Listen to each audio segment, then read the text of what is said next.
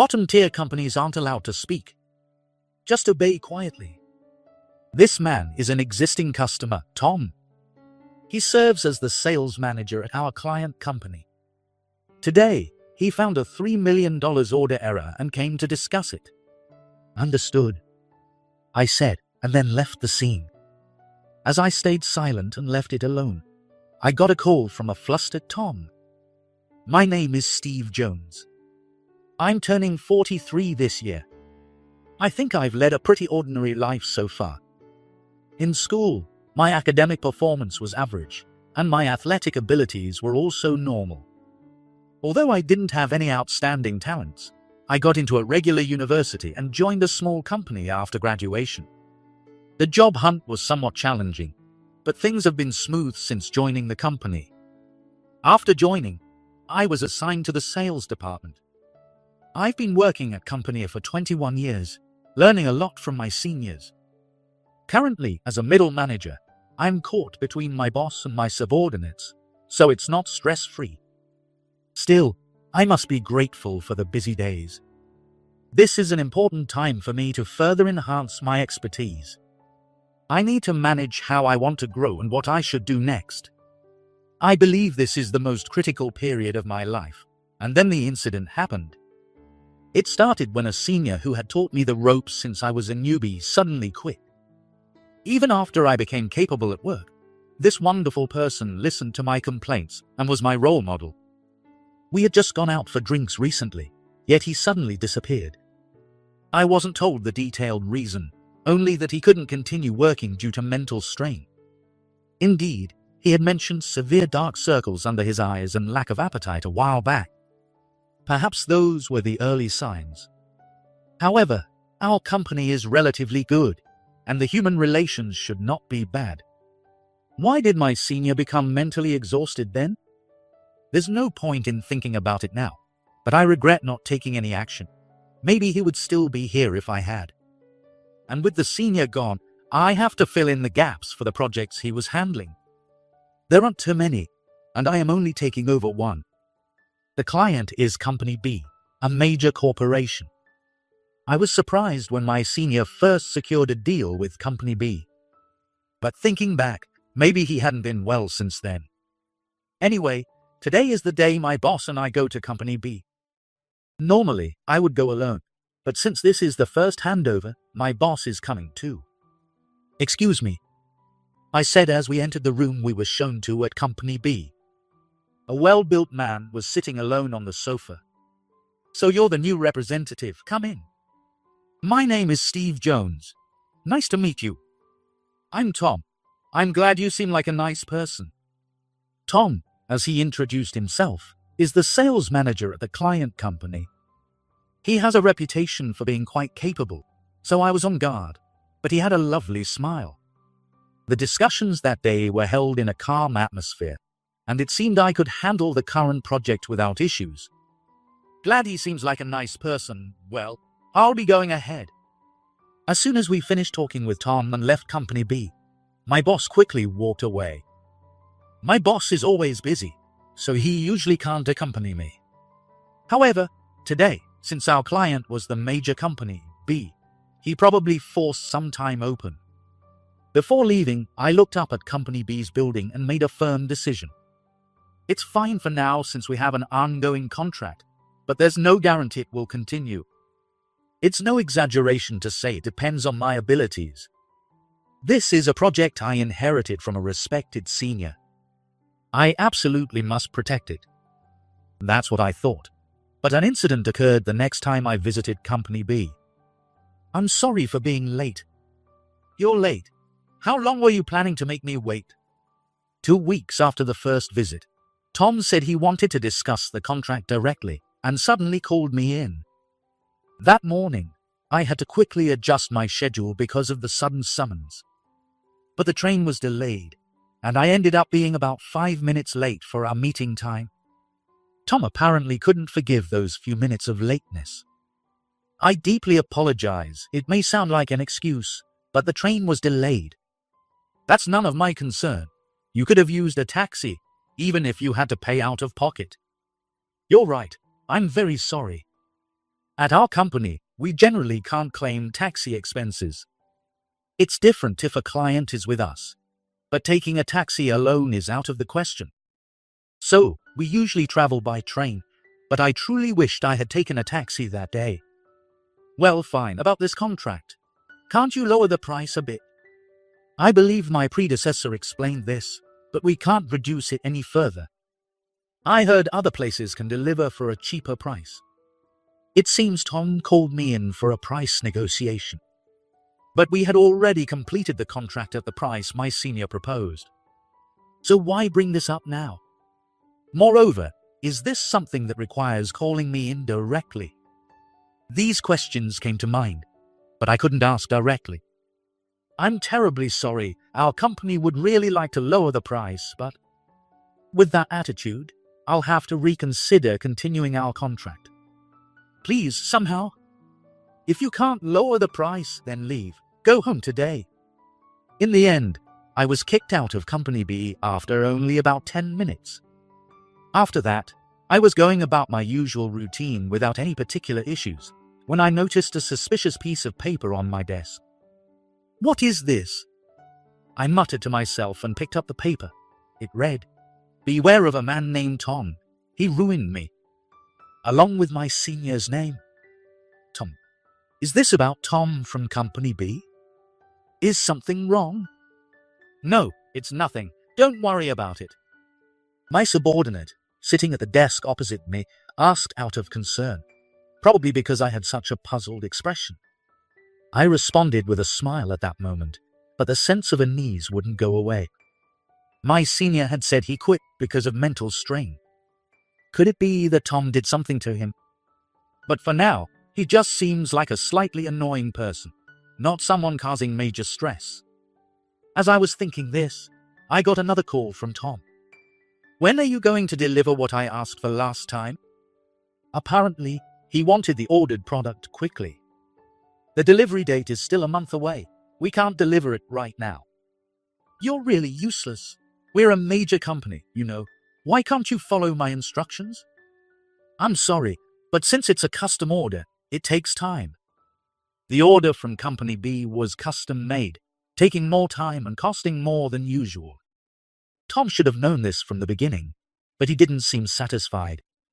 He kept calling and complaining about the cost and delivery time. Each time, I told him it was impossible. Hey, are you listening? Yes, but no matter how many times you called, we can't shorten the delivery time. I could have you quit, just like your predecessor. At Tom's words, I froze for a moment. What do you mean by that? Didn't your senior quit because of a mental breakdown? I'm saying I'll make you go through the same thing. Could it be, did my senior quit because of something that happened with you? Tom then started laughing in a shrill, ear-piercing voice. Well, that's up to your imagination anyway. I'll let you off for today. With that, he hung up the phone abruptly. As I suspected, the reason my senior quit was just as I had imagined. When I first visited Company B with my boss, I had a good impression, but I was mistaken. That was probably just a facade because my boss was there. This is the real Tom. A week after the last call, I realized something and decided to visit Company B again. Honestly, I hesitated about visiting, but no matter how unpleasant Tom is, it's still work. Even though I was frustrated about him making my senior quit, I couldn't let it show. Sorry, I have an appointment to speak with Tom at 1 p.m. today. Oh, Tom is out right now, and I haven't heard anything about such a meeting. I see. Do you know when he might return? I had clearly informed him over the phone about the visit, but perhaps he forgot. I explained the situation at the reception, but they said no room was reserved for the meeting. Moreover, Tom was out for lunch, and they didn't know when he would return. I'm very sorry. If you don't mind, please wait in the lobby. No, that's fine. If he returns, could you let me know? Understood. I waited in the lobby of Company B, responding to work emails while waiting for Tom. However, Tom didn't return, and time kept ticking away. Looking at my watch, I saw it was already 3 p.m. Isn't that a long lunch break? Just then, I spotted Tom in the lobby. Tom? Oh, it's you. What are you doing here? I believe I informed you that I had an important matter to discuss today. Today, Tom seems to be in a very good mood. His tone is calmer than usual, and he doesn't seem as prickly. Really, I forgot. Sorry about that. I'll get a room right away, so please wait. With that, Tom headed to the reception. Apparently, a room was available, so I followed Tom into the elevator. So, what's this about? If you came all the way here, it must be important, right? As soon as we entered the room, Tom plopped down on the sofa and, while fiddling with his phone, asked, Yes, actually, I found an error on your side. An error? Are you saying I made a mistake? That can't be. I thought the same and reviewed it multiple times, but there was indeed a mistake. Yes, I visited Company B today to point out a major mistake Tom had made. However, Tom refused to acknowledge his mistake and didn't even listen to me properly. If that's all, you can leave now. But if this isn't addressed, it will cause significant problems. Honestly, the mistake I found is quite serious. But I couldn't back down here. It seemed admitting a mistake was a bigger problem for Tom. Bottom-tier companies aren't allowed to speak, just obey quietly. He said this to me as I tried to explain the situation. I had endured Tom's unpleasant attitude until now. Even after knowing how he treated my senior, I still wanted to help him. But apparently, Tom didn't need my help. As my frustration erupted, my face grew hotter and hotter. What's wrong? Your face is red. Are you upset because I called you a bottom-tier company? Understood. Understood what? Tom's words were only meant to provoke, and I decided not to say anything more. No matter how bad things got, I would never help Tom again. Being a bottom-tier company is fine with me. I will excuse myself now. Admitting it yourself is pathetic. Say whatever you want. I don't care anymore. Tom continues to laugh at me, unaware that he'll be the one to face consequences soon. I greeted to Tom, who was trying hard to stifle his laughter, and left. After leaving Company B, I looked up at the building as I had before. Senior, you went through such tough times. I'm sorry if the contract falls through. I muttered, recalling my senior's pained expression. After some time, I delivered the products to Company B on the specified day. There was such a large quantity that it took 3 trucks to transport everything. That evening, I received a call from Tom, who had likely inspected the delivered products. Hey, what's the meaning of this? There's an insane amount of products here. A flustered Tom claimed that more products had been delivered than he ordered. What? We delivered exactly the number you ordered. Everything has been properly inspected. Don't mess with me. This is clearly wrong. I ordered $300,000 worth. No, Tom. You ordered $3 million worth of products. A moment of silence passed through the receiver. And after what felt like a minute, Tom finally spoke. $3 million? Are you kidding me? I don't remember placing an order for that amount. Are you sure? Could you please check the order form again? I'll check on my end as well. The order form? It should be in this file somewhere. No way. It can't be $3 million. It seems Tom finally realized the gravity of the situation. I checked the order form on my end, and it clearly stated $3 million. When Tom told me that bottom-tier companies shouldn't speak, I intended to point out the order mistake.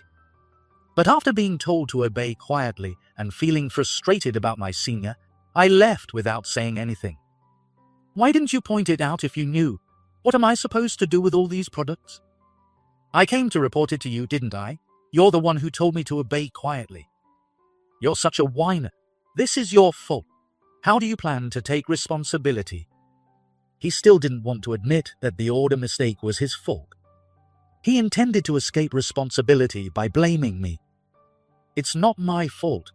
The order mistake is your responsibility. If you had pointed it out, this wouldn't have happened. You're the one who didn't listen to my advice. Usually, I don't raise my voice. I prefer to handle things as smoothly as possible and avoid making others feel bad. But this time was different. Maybe because I was speaking louder than usual. The other employees around me were looking at me with concern. Anyway, these are the products you ordered and we delivered. We don't accept cancellations. Don't mess with me, I'm coming over there right now, so wait for me, and call your boss too. With that, Tom hung up before I could respond. While this situation was bad, I found Tom's panic a bit amusing. May I ask, is there a problem? A few things. It's their order mistake, so we're not at fault. That's good to know, but you seem different, Mr. Jones. My junior sitting across from me seemed worried about me. But this might be an important event for me. Without major troubles and having lived a peaceful life so far, I felt that overcoming this hurdle would lead to growth. I calmly waited for Tom, who would likely storm in angrily. An hour later, Tom showed up, his face bright red. You've called your boss, right? Anyway, I've arranged a separate room. Let's talk there. Damn it. Why do I have to go through this? As I guided him to the separate room, Tom kept muttering to himself. Even after entering the room, his brazen attitude didn't change. This issue is your fault. You'll pay for the losses. With all due respect, I don't think we are at fault here. What? Are you still talking back to me? Just as Tom shouted, the door opened. Mr. President, why are you here? I heard about this from your subordinate. It's good that I was here today. So the president finally shows up. What do you plan to do about this? I hadn't told anyone about the situation, so I was surprised when the president suddenly appeared. Apparently, my subordinate had overheard my phone conversation. I've heard the gist of it. It's Company B's ordering mistake, correct? I'm sorry to trouble you, but yes, that understanding is correct. How many times do I have to say it? I didn't make any mistake.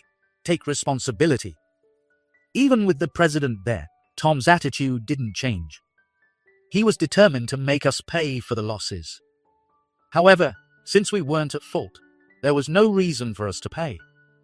The president seemed to share this view and firmly addressed Tom. Why should we have to pay? Can you explain that to me? It's because this guy didn't point out the ordering mistake. How many times do I have to tell you? First, I was informed that our employee came to report the issue, and secondly, that still doesn't make it our mistake. The president tried to explain, but Tom wouldn't back down. Is that so? If that's your stance, we won't continue our contract in the future. Tom smirked at us, thinking that we would be troubled if the contract was terminated. Company B is indeed a major company and contributes significantly to our sales. However, even if Company B cancels the contract, we won't go bankrupt immediately. But since our president is strict about sales, he might listen to Tom. That's what I thought, but I was surprised by the president's next words. Go ahead, do as you like, but you'll be the ones coming back to us later. What? What are you talking about all of a sudden? Us coming back to you? That's impossible. Honestly, I didn't understand what the president meant either. Losing the contract would surely be a blow to us. Company B likely has many other companies wanting to contract with them. Even if the contract ends here, it wouldn't be a problem for them. However, when I glanced at the president, his face was very serious. There are many things in this world that you don't know. I don't get it anyway. I'll buy the $300,000 worth, but cancel the rest. As soon as Tom said that, the room door opened again. Standing there was an unfamiliar man. His hair was mixed with grey, and he was slim. He looked to be around the same age as our president, likely in his 60s. Mr. Smith, why are you here? Sorry to keep you waiting. The previous meeting took longer than expected. No problem. I was just about to wrap things up here. It appears this man, Smith, who suddenly appeared, is the president of Company B. From the look of things, President Smith and our president know each other. I'm sorry for any trouble my employee has caused. I truly apologize. Wait a minute. What is going on here? I rushed over after getting the call that my employee was being rude. It seems a lot has been happening behind the scenes that I wasn't aware of. Before coming here, our president explained the situation and called President Smith. I had no idea such things were happening without my knowledge. Honestly, I was struggling to grasp the situation. Yes, I did make a mistake with the amount, but I think it's his fault for not saying anything even though he knew about it. His fault? Who do you think you're talking to? President Smith raised his voice at Tom's persistent attitude.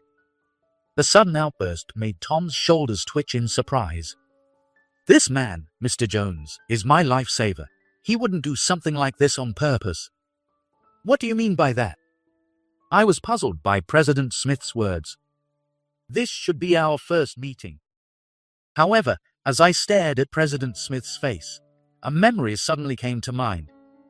Could it be, a few years ago, the man who was taken away by an ambulance? That's right. I was that man. You saved me when I collapsed. I completely remembered. On my way to a crucial meeting involving $2 million, I saw a man collapse on the side of the road. I quickly performed first aid and called 911. After the ambulance arrived, I rode with him to the hospital. The moment I knew his life was not in danger, I received a call from the client. I'm sorry, I saw someone collapse on the street and accompanied him to the hospital. That excuse won't work. We're talking about $2 million here. Are you joking? No, I'm truly sorry. I'll come right away. Don't bother coming. We won't be doing business with you anymore. After being loudly declared over the phone and having the call cut off, I collapsed on the spot. $2 million wasn't something easily obtainable. That's why the deal was so important to me, but it couldn't be compared to a human life. Thinking that way, I gave up the $2 million deal and trudged back to the office. I actually overheard that conversation back then. I always wanted to repay you somehow. But how did you know it was me? I've seen you coming in and out of Company B recently. I recognized you at first glance. Apparently, President Smith had noticed me a while ago, but not finding the right moment to approach, he heard about this incident from our president. I felt I had to come to my savior's rescue. Thank you so much. I'm the one who should be thanking you. Thank you for saving me, even at the cost of your business deal. I never expected to meet again like this, and I was so moved by President Smith coming to my aid that I almost cried.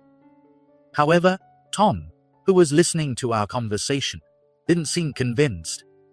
You helped him because you knew he was President Smith. You had ulterior motives. Why are you so cynical? People are all like that. No matter how much President Smith tried to persuade him, Tom was determined to paint me as the villain. This was getting us nowhere. At that moment, President Smith said something surprising. All right, I've had enough. I won't expect anything from you anymore. And I finally made a decision I was hesitant about. What decision? To fire you. I've been consulting with other employees about it for a while. President Smith then started explaining in detail. Apparently, for the past few years, many of Tom's subordinates had suddenly quit. While Tom denied it and the departing employees remained silent, other staff members had testified. Even so, firing Tom right away seemed too drastic. You are nothing but a liability to us. Not only did you cause employees to quit, but you also made mistakes and tried to blame others. Unacceptable. Wait, you're joking about the firing, right? I've contributed so much. Hearing the word, fired, Tom began to panic. Unlike you, I don't lie. The decision is final. Accept it. Wait, what can I do to reverse this decision? It's too late. You should have realized it sooner. Sweating profusely, Tom pleaded with President Smith. However, it was clear President Smith had made up his mind. There's no point in further discussion. I'm leaving now. Wait, please. I'm leaving too. Have Tom leave the premises. With that, President Smith and our president left the room. This can't be happening, please. Can't you say something? You're his lifesaver, right? Help me too. Driven to desperation, Tom no longer cared about his pride. Despite all the insults he had thrown at me, he was now begging for my help. My answer has been decided since the moment you drove my senior to quit. Please, leave now. I'll call security. After a while, Tom left the room without caring about his disheveled appearance or suit. Looking out the window, I saw Tom walking away with slumped shoulders. 3 months later, I received a report that Tom was officially fired. When I visited Company B, there was a new representative. After the $3 million ordering mistake, I thought we wouldn't do business with them again. I felt partly responsible for not pointing out the mistake properly. However, Company B decided to cover the entire cost. Moreover, President Smith offered to continue doing business with us, so I still visit Company B. By the way, what happened to Tom? He was fired, right? Keep your voice down. But he caused quite a commotion. A commotion. Apparently, after receiving his termination notice, Tom suddenly started wreaking havoc in the office. His rampage was extreme, and several company assets were damaged. If he had accepted his termination gracefully, it would have been fine, but due to his rampage, he was sued for damages to the equipment. This included items like computers, so the amount was quite substantial. At this rate, his assets might get seized. That's really something. Since then, we haven't talked about Tom. However, later that evening, I saw Tom leaving the racetrack. Coincidentally, the racetrack was on my way back from a client meeting. Tom emerged from the venue with a look of despair on his face. I bet all my money. What am I supposed to do now? He muttered as he dropped to his knees. Feeling sorry for him, I offered him the tea I was carrying. Noticing someone standing in front of him, Tom looked up. You? Why are you here? Did you come to mock me? No, I just felt sorry for you. Here, take this. I don't need that. Do you know whose fault this is? He gambled away all his money and rejected someone's kindness. This man hasn't changed at all. With that realization, any desire to help him vanished. I see. Thanks to you, I reconnected with President Smith and secured a new $2 million contract. $2 million? Yes, since then, there have been no further issues, and both companies have built a good relationship. Hearing this, Tom became even more dejected. Unless you reflect on your personality, you'll never succeed. With those words, I left. I later heard that Tom paid the damages, lost all his money to gambling, and declared bankruptcy. Since then, I've returned to a normal, uneventful life. It's as if the trouble with Tom never happened, and there have been no major issues. When I visit Company B, I occasionally chat with President Smith, but we never bring up the past. However, one thing has changed. When a potential conflict arises, I now firmly express my opinions. Previously, I would avoid trouble whenever possible, but not anymore. Before, I thought you were just a kind boss, but lately, I really respect you. You're my role model. Is that a compliment? It is a compliment. I felt a bit happy, thinking that perhaps I had become someone to look up to, like my senior. But I can't stop growing here. To honor my senior's memory, I intend to work even harder at this company. I also want to repay President Smith and our president for helping me. I'm truly grateful that President Smith believed in me at that time. As the saying goes, kindness is not for others, meaning that kindness can save not only the recipient, but also oneself. I want to continue living without losing my kindness.